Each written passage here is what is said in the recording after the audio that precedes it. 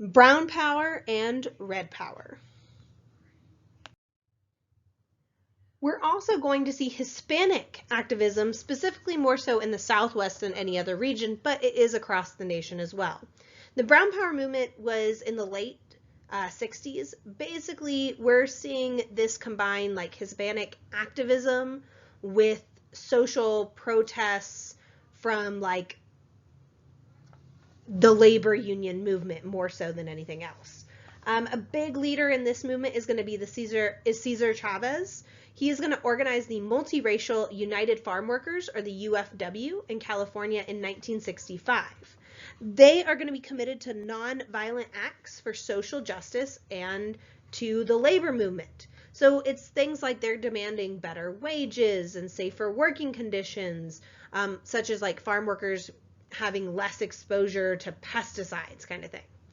The national public is going to be given a new hero in the country in Chavez. They are also going to like protest poor education and racist teachers. They wanted, once again, fair police treatment. So we're seeing a lot of parallels to the Black Power movement and everything. A lot of the Brown Power movement people basically were wanting to reject like assimilation in favor of having like community self-determination. They wanted to celebrate their own language, celebrate their own heritage, their own cultural identity. We also get the Red Power movement, which is Native Americans wanting to assert their identity. Native Americans are fighting for equal access in American society, and once again, they wanted to preserve their own cultural traditions, especially like tribal institutions. One thing that they're really going to push for is trying to secure their economic improvements, especially for reservations. We also get AIM, which is the American Indian Movement in 1968. And it was all about increasing like economic opportunity and stopping police mistreatment of Native Americans.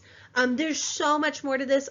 All of these groups I would recommend reading about in your book because it covers it really, really well. They are going to continue to assert their distinctiveness within American society.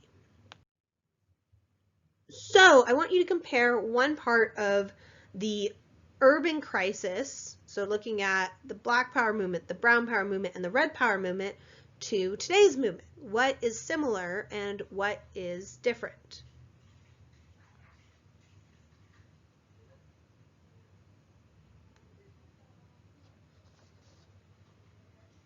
I'm going to go ahead and move on forward because we talked about cities, but there's one thing I do need to talk about beyond cities is the suburbs. In the mid-1960s, we're seeing that the United States becomes even more a suburban nation. More people in this time period are actually going to live in suburban counties than in central cities or small towns or rural areas. So we're also seeing a lot of suburbs are evolving into basically outer cities. We're going to see suburban economic growth and suburban political influence growing in this time. The thing is, a lot of suburban jobs are going to rise and city jobs are falling. And so we're seeing all kinds of shifts in different industries. Like, for instance, we see a shift more and more towards using air for business travel rather than railroads. And the thing is, this is going to accent suburban growth because airports are not in a downtown area. No, they generally are at the edge of town, whereas railroads had always, come to the center of town. We also get institutions that are serving these suburban populations. Things like, hey, community colleges. They're serving specifically like suburban children from the baby boom. We're going to get a lot of new four-year institutions and state universities and such during this time period as well established. Also, the political power of the suburbs is going to grow.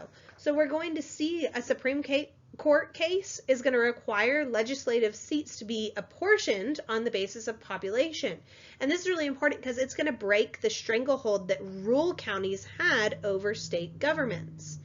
And in fact, we're going to see suburbanites hold the largest block of seats in the House of Representatives. Plus, then we get another reapportionment in 1982, making the House even more suburban. So we're seeing America become really a suburban nation during this time period.